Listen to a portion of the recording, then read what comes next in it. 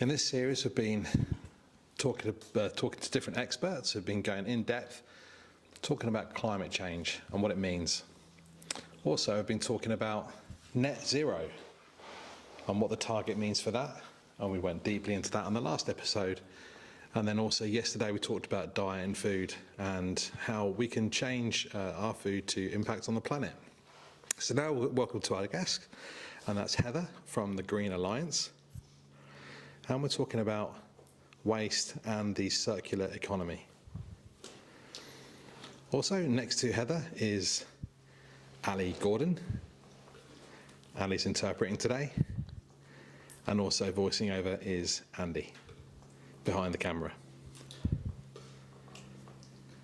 So we invite experts to talk about climate change, and it means that we can all learn about how we can make a difference, and that's really, really important. So, welcome Heather. Thank you for coming. Lovely to have you here. How are you? Thank you. Yeah, I'm good, thank you. Thanks so much for inviting me on. It's great to be here. Thank you for coming today, and you're welcome. So I wanted to ask about your job, your role. What do you do? So I'm a policy analyst at Green Alliance, which is a charity and a think tank that works to push for ambitious leadership on the environment in the UK. My job is as an analyst, so I do research into environmental problems and the solutions to those problems. So we try and work out what policy options are needed to solve those problems, like waste, the generation of waste, and then we try and persuade people in power, like MPs, politicians, to adopt those measures and make the change that we need to see. Wow, that's really interesting. So I hope we can learn a lot from you today. So talking about waste and rubbish, what impact does that have on climate change, rubbish? What's the impact on climate change? So when we're talking about waste, we're talking about resources that we have either grown, like grain, or we've mined, something like metal, and then we've used that and then just thrown it away. And then we've had to put more energy and more effort into mining again, growing again, in order to make the same product again, and then we throw it away, and then we repeat. So a lot of energy and effort goes in to making and extracting these resources, and then they just get thrown away. So you can see how this relates to climate change if you think about the energy that goes into the mining of a metal, for example, all the energy used to drill out that metal, and then all the energy used in the factory to make a car, and then all the energy used to transport that product to wherever it's going to be sold. So there's a lot of energy used, and that can generate a lot of carbon emissions, which impacts climate change. So according to the UN, 50%, so that's half of our global emissions, come from our resource use. So it's a really big issue and something we really are going to have to tackle if we're going to tackle climate change. Interesting. Yeah, that's fascinating. So talking about waste, 50% of our waste means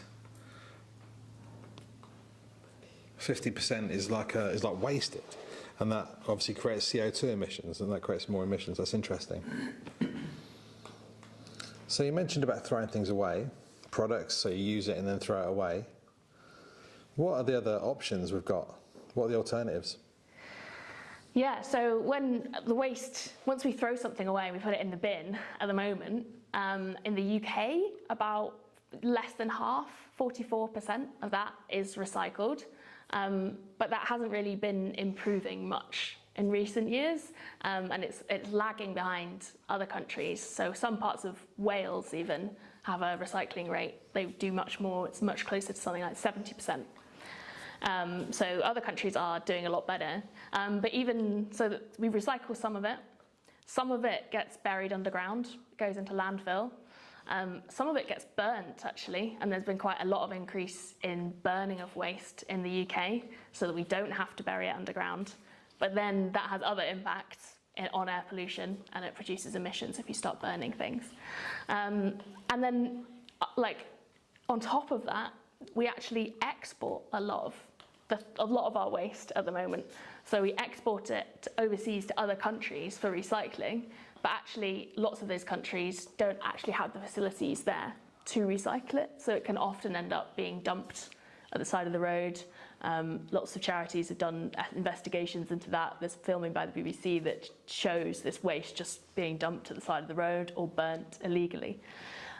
So it has a lot of impact, all these different types of waste.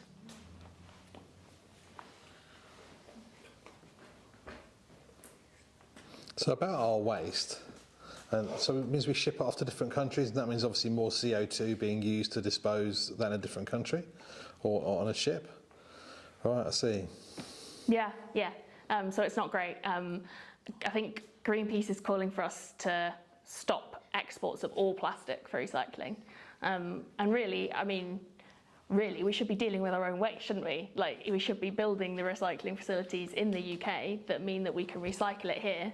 And also then it becomes a useful resource, right? Once we've got that material, we should be reusing it again and again and again. And if we've got the facilities in the UK to get that material back, then we can feed it straight back into the economy and make new products out of it.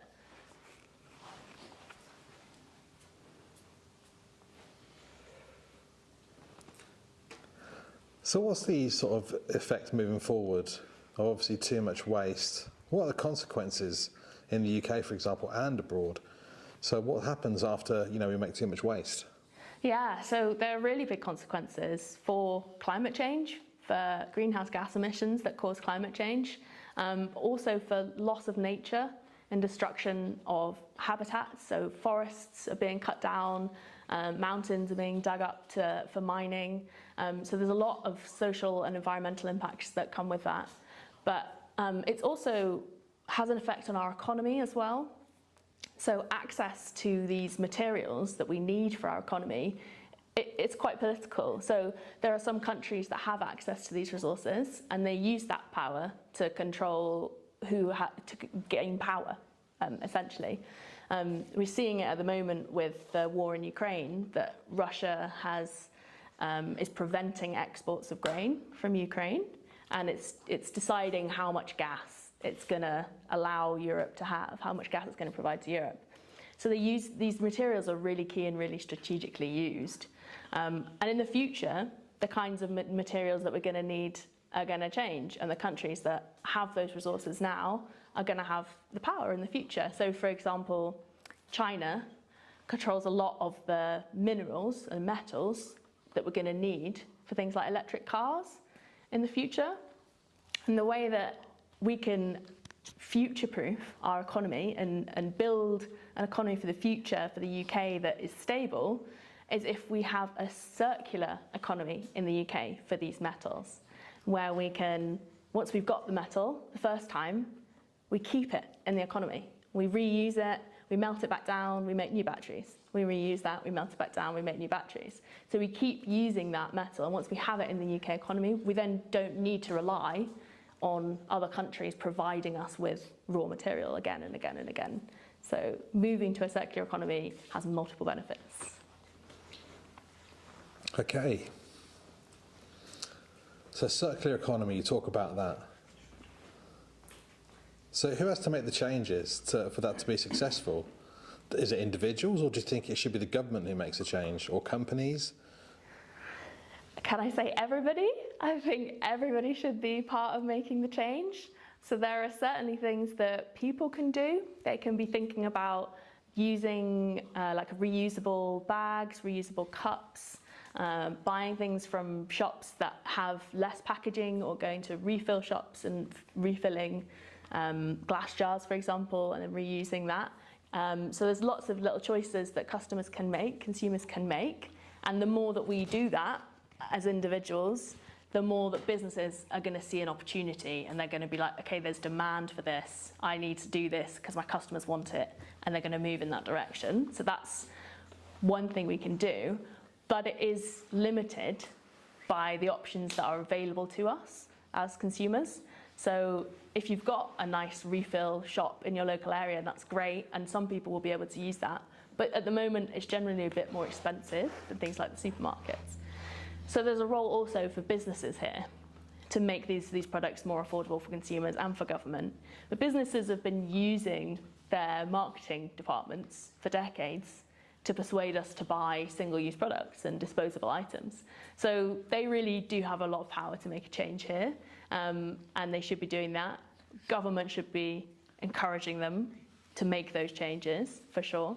I think there's also a role for charities and small businesses and local groups who can see there's imaginative opportunities to reuse something that's really valuable that maybe is going to be thrown away. So there are local projects that take bicycles that are going to be thrown away and repair them and redistribute them in the community, for example, or laptops that are a little bit broken that can be refurbished and then used in local projects. So there's roles for everybody, I would say. Wow, that sounds fantastic. So if the audience are watching and they're thinking, okay, I've got an old laptop or I've got an old bike, and they have to research how to look into your organisation, how can they find different organisations who can take that old bike or the old laptop, for example? How do they find out about that? Yeah, so there are lots of organisations online. If you look up your local area, they may be related to your local council, may have some schemes that you can use, or local charities that do these projects. That would be my suggestion. Okay, so that means if you're watching at home and you think you have something old, have a look at your laptop, a bit of research, and you can find out about a place near you to get it reused. Lovely, thank you. So we carry on in the same way as we are today, throwing stuff away, throwing rubbish away, using things once and throwing it away and occasionally recycling. What's the impact of that on the environment or on climate change?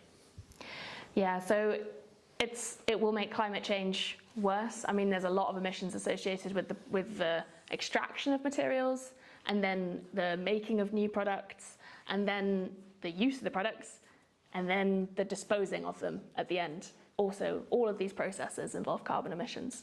So the more that we can reduce those emissions, the better for climate change.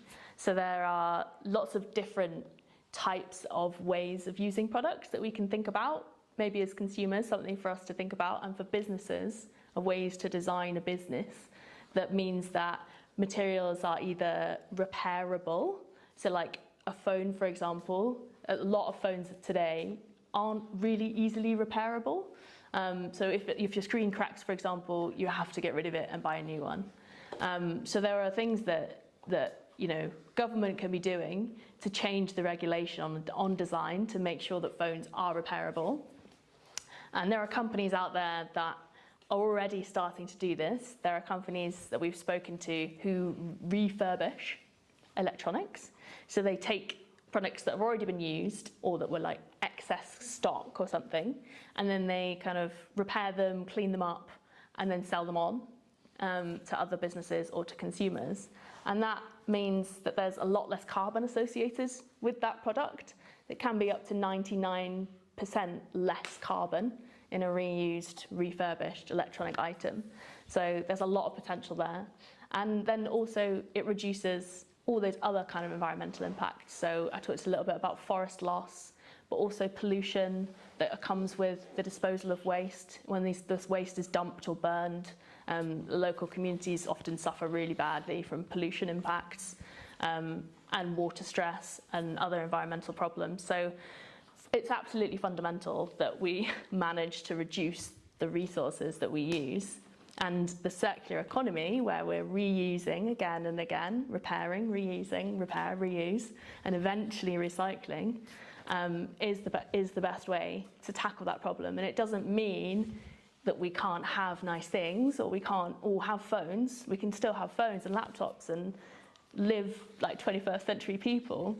It just means that they will be made from recycled products rather than from new products.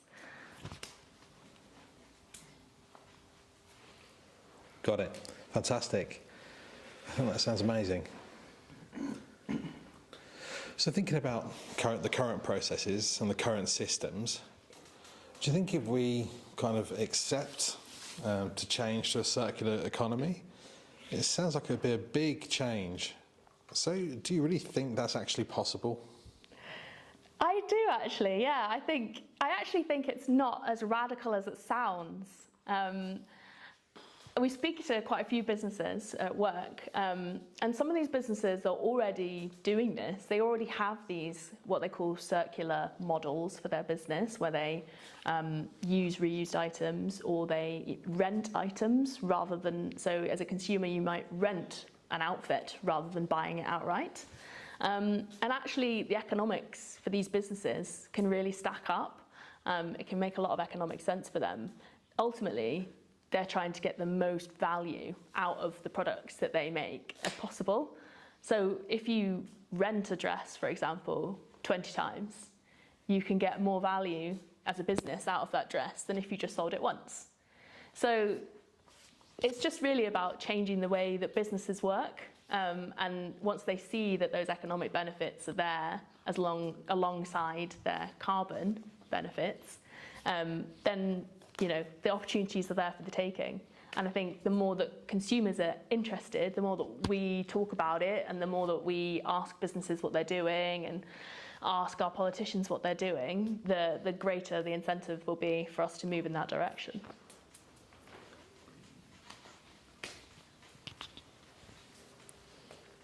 It's really interesting, actually. Lots of people talk about reuse, using something again and again and again. Like talking about you using a Costa coffee cup, for example. It's interesting how you sort of describe there's different examples of how that can be used. Like, for example, clothes, renting or recycling, lots of different things. Maybe people haven't thought about that before. So do you have any tips for how people can sort of change their way of life, like you mentioned? Renting clothes or using different products. Give us some more kind of detail, a bit more depth. Yeah, sure. So I think one of the things that is something that maybe we could all think about a little bit more is when we think about what we want to do something about climate change, actually one of the biggest ways that you can make an impact in your daily life is choosing to reuse a product or rent a product or select a product actually that has been designed for a longer lifespan. So that's one of the key things you can think about when you're buying a product, if you have the option, is to buy what potentially might be a slightly more expensive item, but that is designed to last for, say, 20 years, rather than something that is probably going to break or tear in a week or a month. Obviously, that option isn't always open to everybody, and ultimately we need to drive down the price of these long-lasting products so that everyone can have that choice. But that's one of the things that I think people don't often consider to be a climate change related action. They will think about, I'll change my electricity supplier and that's my climate change action. But actually, a really useful thing that everybody could do is think about long lasting products that they buy and keeping them in use for longer. And then, also renting products as a way to keep them in use for longer. And I know some businesses are now offering, I think John Lewis offers this, you can rent furniture. So rather than buying a sofa, which actually is a massive financial outlay as well, like very expensive items, aren't they, sofas? So you can actually rent them instead from John Lewis, and then John Lewis will take it away at the end of the rental period and deal with, repairing it, remanufacturing it, or even recycling it, and then making it ready for another consumer. So there are lots of innovative little solutions out there. Wow, I've never heard of renting a sofa. That sounds fantastic, actually. I think I might have a look into that myself. So I have a comment on Facebook from Dean. Dean's a regular watcher, so thank you for asking, Dean. Dean says, one problem, when people use tech or new technology, they want to buy it, everybody also wants that new technology, the best modern version of something, like an upgrade. And that's tempting, isn't it? So, to go and get a new product. But is that sustainable, do you think, to keep on updating and getting the newest modern tech? I mean, it is very tempting, isn't it? I know people love to have like the newest version of something. It's so exciting, it's new, it's interesting, and yeah, it has new capabilities, so it is really appealing. And that's why the companies do it, because they know that, you know, that's how they run their business model at the moment, is to keep people interested and buy the newest iPhone, for example. And I don't think that has to be sacrificed necessarily in a circular economy. We want products to be usable for longer, but I think companies should be regulated, should be made to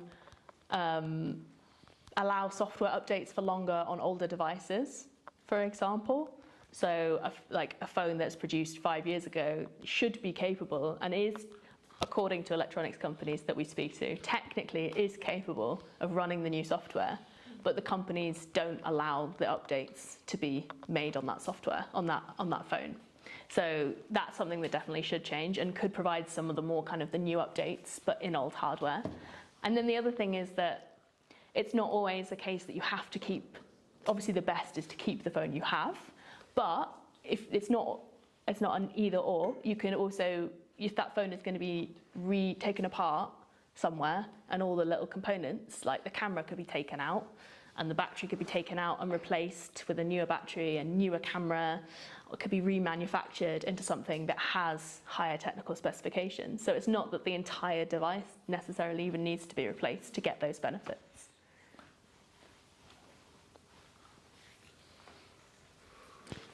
Brilliant question.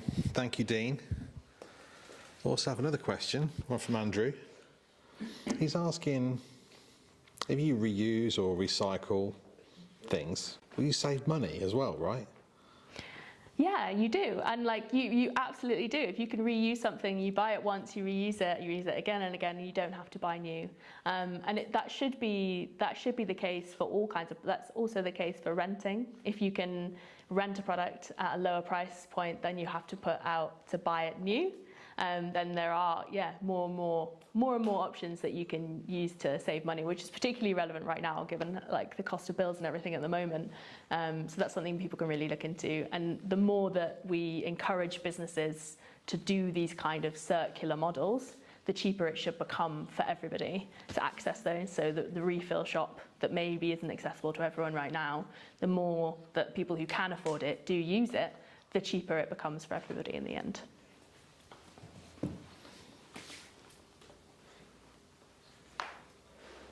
Brilliant. So talking about companies have to become, you know, kind of checking policies and their management to make sure that they can become sustainable and obviously change the way they operate. What has to change higher up the level for companies to do that? Do governments have to persuade companies to do it, or can companies sort of take the initiative and create their own policies? Well, yeah, I mean, businesses certainly could take the initiative, and there are businesses that we've spoken to who are just pushing this agenda by themselves, but they are very much doing it by themselves at the moment, and they don't feel like they have the government's support. So there are lots of things the government could be doing to support these businesses to make these choices. At the moment, the UK government's quite focused just on recycling.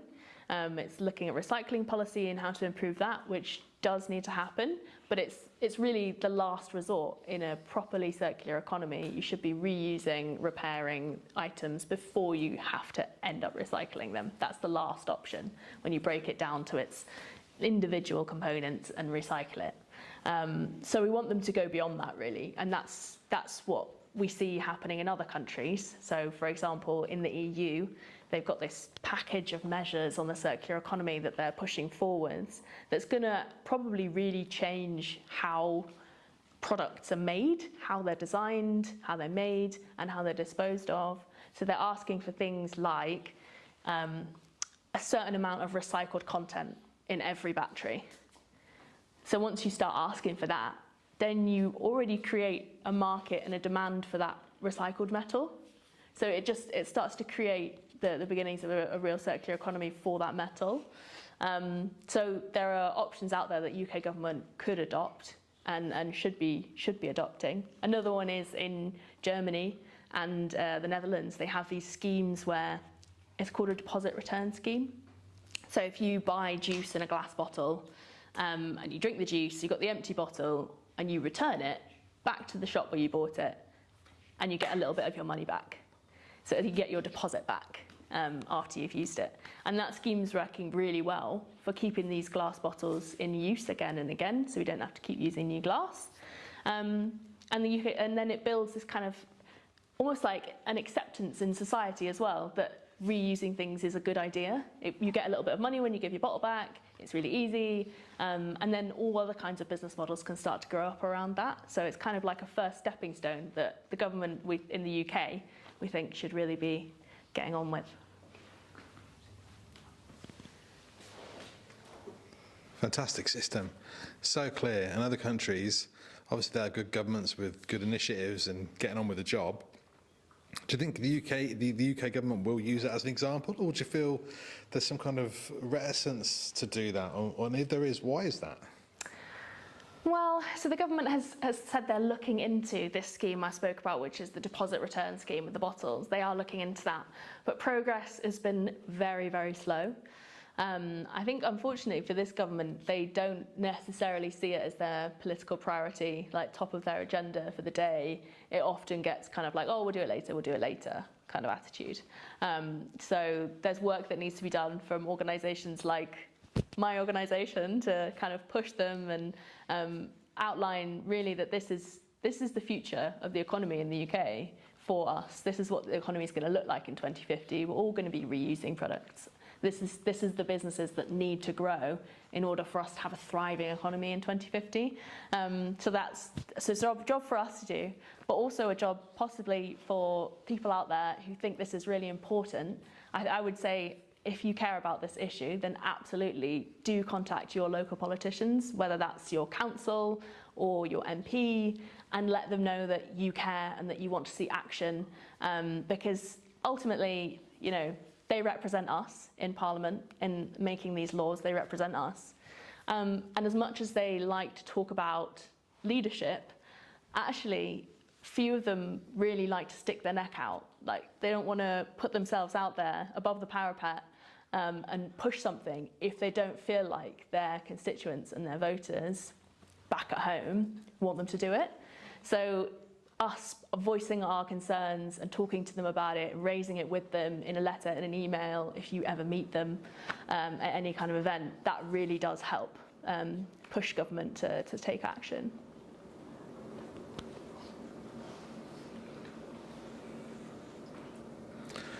And that could be difficult if an individual feels like, I'm just one person, I can't change the government's way of thinking. But obviously bringing out some good tips. So if the audience are watching and you can think, write a letter to your MP or something small, to make a change to your way of life, and that can have an impact for sure. So that's really, really useful. So again, this is linked to that. If celebrities kind of more supported the cause, do you think it would influence people? Do you know any kind of famous people who are, dead into campaigning for this, reusing and recycling, or not really? That's a great question. I don't think it's necessarily been big on celebrity agendas. I think the biggest piece of news that we got related to waste was when the Blue Planet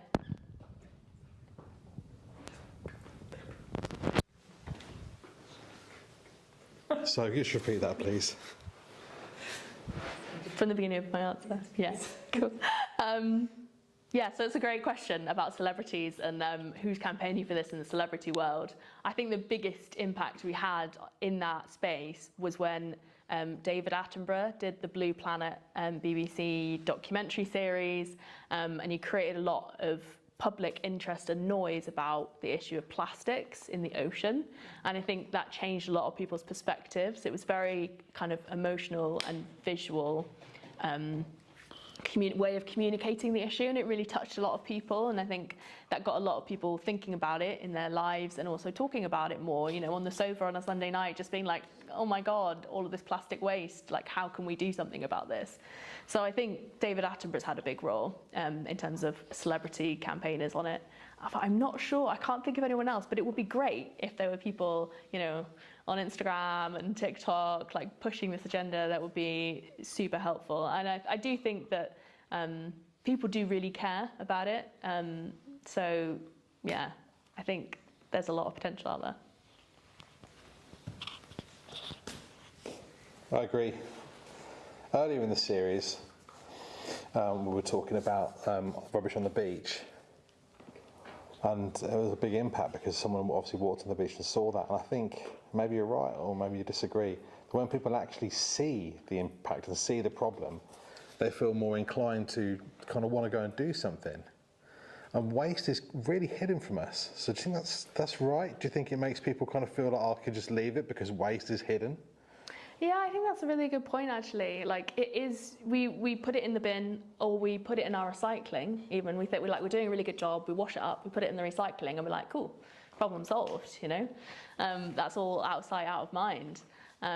But actually, when you look into what's really happening to that waste, you start to see the problems, and often when it's being exported to other countries, so we don't even see it necessarily in the UK, but you see like images of beaches in Malaysia and other places where there's just trash has been like thrown down a river and it's just been dumped. And yeah, I think when you see it visually, it's really, really striking. And the fact that people at communities where this waste has been dumped overseas are living around this like toxic waste dump, and it's our waste that's been dumped there. The stuff that we put in the bin that we thought was going to be handled safely, and actually it's now in this community's backyard. So I think it can be really, really emotive for people.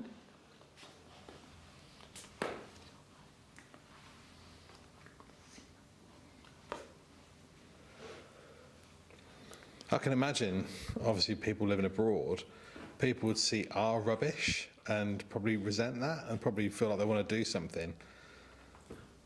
But in the UK, our rubbish compared to other countries' rubbish, do we produce more rubbish, or are we similar to other countries? That's a good question. I think probably, I don't know the exact statistics off the top of my head, but I think we're probably one of the countries that produces more waste per person than other countries. Probably slightly less than America, but kind of in a line with America rather than the places where we're exporting our waste to. Actually, I think, the UN says we should be having about 6 to 8 tons of waste per year per person is their recommendation, and the UK has about double that. So we need to actually halve our resource consumption in order to be in line with the UN target recommendation. So we've got a lot of work to do to reduce our waste for sure in the UK.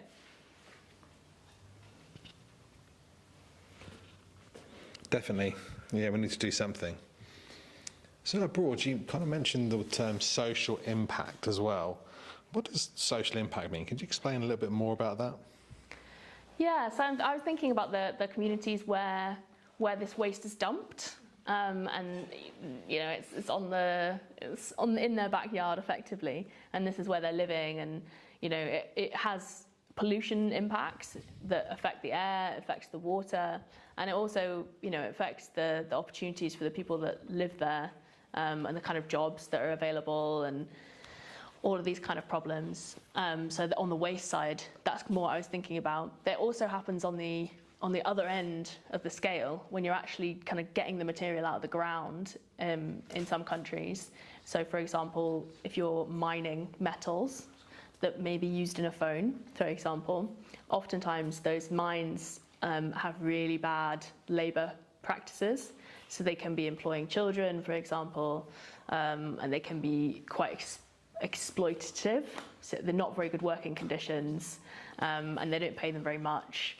And it's really dangerous work. So it's really one of the ways that we can reduce those kind of negative social impacts on those communities is to stop demanding so many more mines be built and build up a circular economy in the UK that reuses those metals, at the same time as we support those countries to transition away from a mining industry and building their own kind of circular economies. So yeah, that's part of the solution.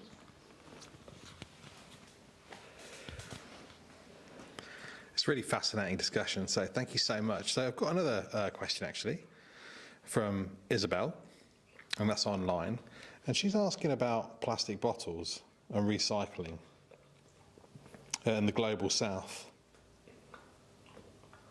Does that impact on climate change? Does that have a social impact? The recycling of the bottles. So I think from the sort of the global south perspective and sort of areas which are in poverty, so a lot of plastics are recycled there. Are we creating poverty in other countries because we're using them to sort of almost like pay them off to recycle? Is that something that's helping poverty to develop in the global south? Yeah, I think that's a really good point. I mean, we've extracted essentially a lot of our resources from the global south. Globally, that's where we extract a lot of these things from. And then we use them in the global north, in the UK, we use all these nice products, and then we export them back to the global south and try and, use their resources to deal with our waste. So it's quite an exploitative model, and really what we need to be seeing is a move towards a circularity in both of those areas, so that the UK doesn't demand so much resources are removed from the global south and given to them. It just keeps using the resources it has, and at the same time supports those countries to move their economies to things that are less related to extraction and that are less polluting, so that they can have like a move towards a circular economy as well.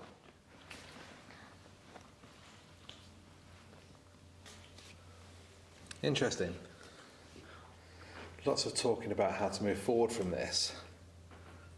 So thinking about sort of 20 years ago or 30 years ago, lots of people had their milk delivered at home and always had like a glass bottle, that's right. So do you think there's a better way that we can almost go back? It's not almost like moving forward, it's almost like going back. Would I be right in saying that? It's a good point. I think there were certainly examples in the past where we used to value materials a lot more than we do now, and materials and products have become so cheap in a way that they're made not to last. Whereas maybe 50 years ago, when materials were more expensive, you had to make things to last because you weren't going to be able to get any more material in order to make new products the next week, the next day. So yeah, I think there is something that we can learn from that.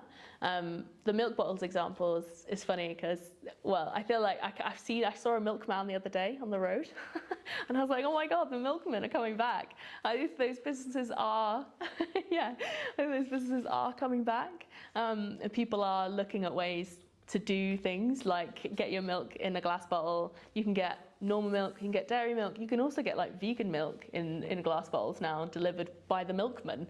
So like these businesses are moving with the times, and there are definitely things that we should always be looking at where we can find solutions to these problems. If it's from the past but it's applicable to what we need for now, then why not use those ideas? That there's no point reinventing it if someone's already done it. So yeah, I think that's a really good point.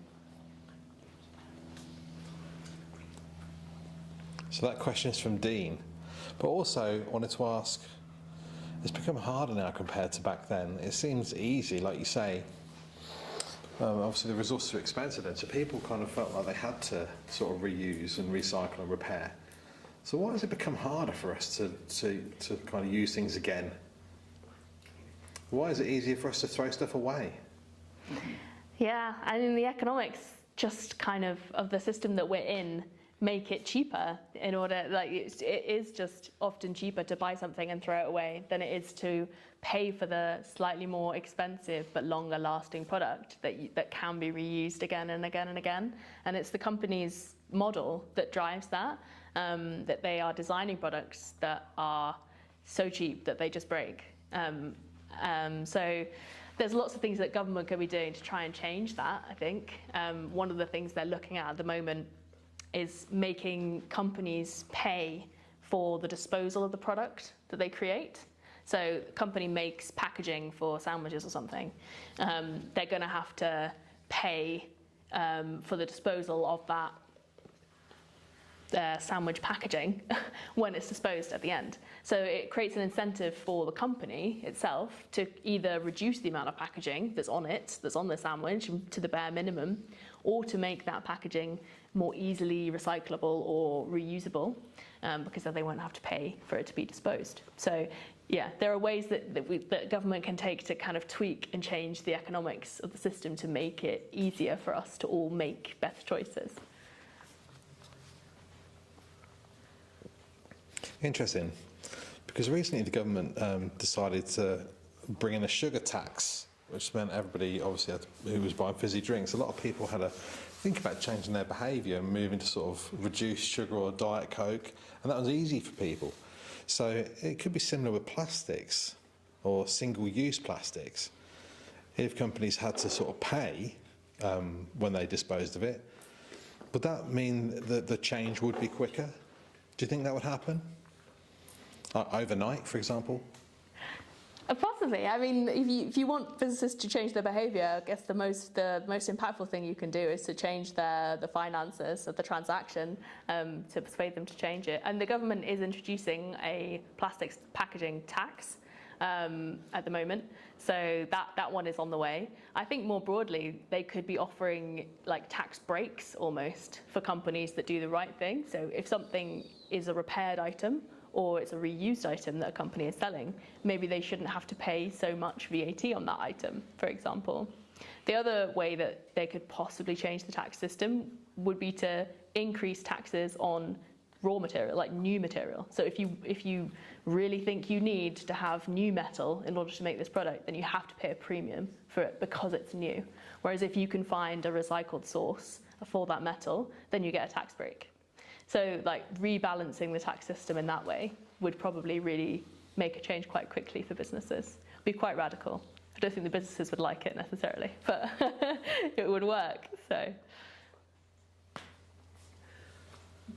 definitely.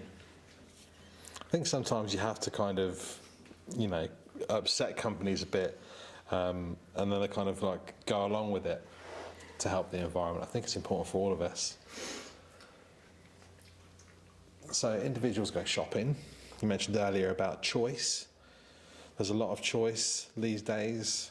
Do you think there's enough choice without packaging or without single-use packaging? Do you feel like there's enough?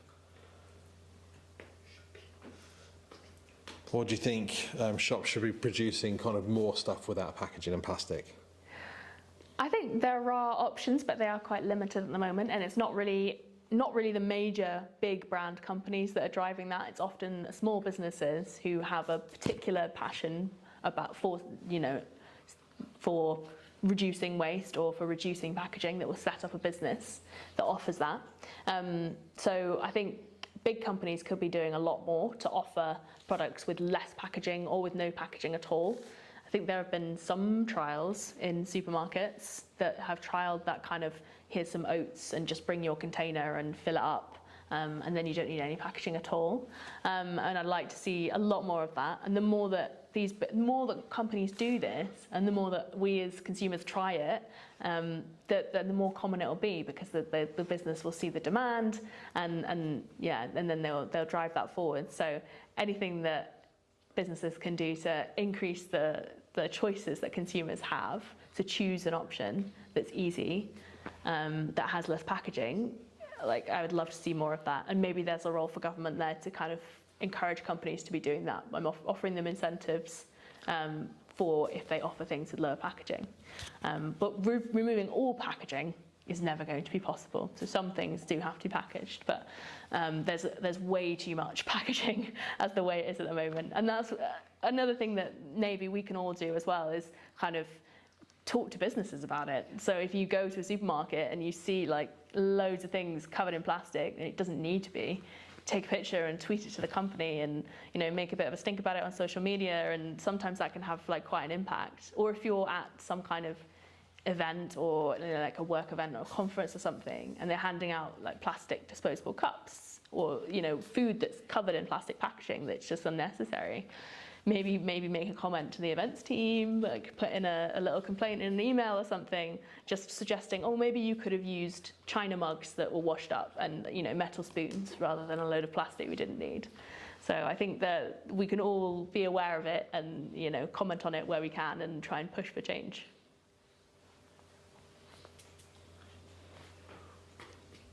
Definitely. It's an easy way for us to have an impact on companies through social media. So obviously take a picture and then stick it on Twitter or Facebook at, you know, sort of tag the company. It's interesting. And we can all kind of be a bit, you know, active in that sense. So you mentioned about campaigning, putting pictures on social media, activism and other things you could do, reuse, recycle more.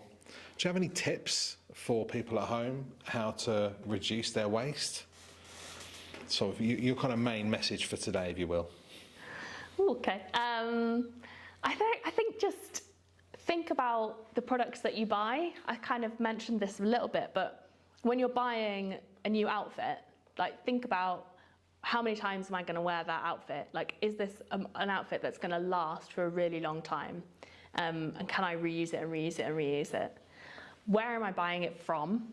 So is this brand new, or can I go secondhand? There are lots of like new apps that are coming up now. I mean, eBay's been there forever. There's always charity shops, but there are newer things like Vinted and all these other kind of platforms now where you can access secondhand items for cheaper than you could maybe buy a new item. It also means you get a more interesting item sometimes, like a rarer item, and it has a lower environmental impact. So it's kind of like thinking about your purchasing choices whenever you can, and relating that to climate change. So when you think about what can I do on climate change, do your renewable electricity, of course, and you know all those other things, but also think about the products that you buy and how much you need to buy that product, or where you can source it from that means that it's been reused or repaired. When you buy a laptop, could you get a refurbished laptop?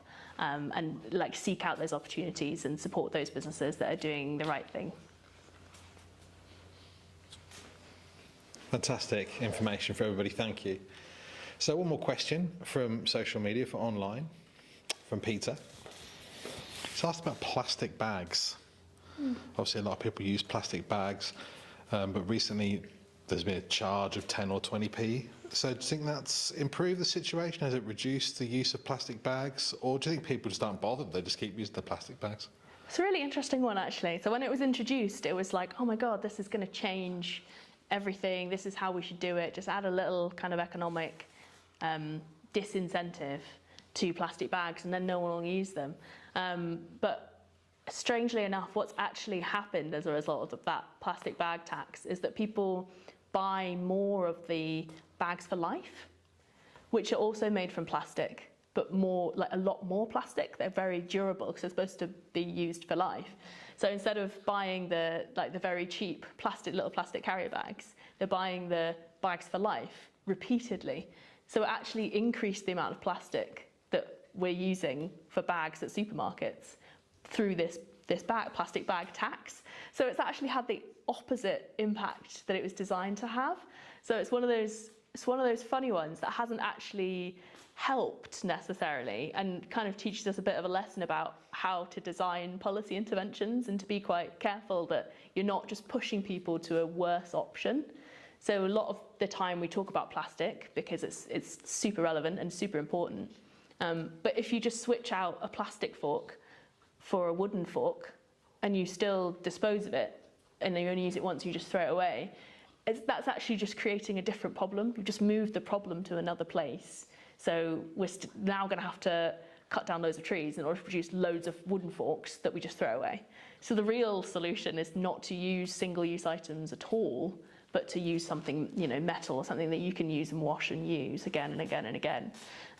But yeah, it just shows that sometimes you think you've got good intentions, but it doesn't always work. You have to be quite careful about where you're putting those incentives. It's a good question. But again, going back 30 or 40 years ago, people would use their own materials and, you know, in a bag, go to the shop, put it in my bag and use it all the time. So what do you think, so we've kind of changed from sort of using sort of forever plastic bags and the other option. Why not just encourage people to use their own material bags, like a proper bag, or other, like a genuine, sustainable bag? Yeah, I think it's funny, isn't it? I mean, it's what's easy for people, fundamentally. You go to the supermarket, you forgot your cloth bag, you had all the best intentions in the world, but you forgot your cloth bag, and then the bags that are available are either the cheap, like plastic, flimsy one, or the bags for life, and you're like, oh, get a bag for life, because then I'll be able to reuse it again and again and again. But then the situation just happens again, doesn't it? Next time you go to the supermarket, oh, I forgot my cloth bag. Buy another bag for life. I think it's a function of what is easy for people. It would obviously be best if everybody remembered their cloth bag every time, and that's, you know, something we can all try and do.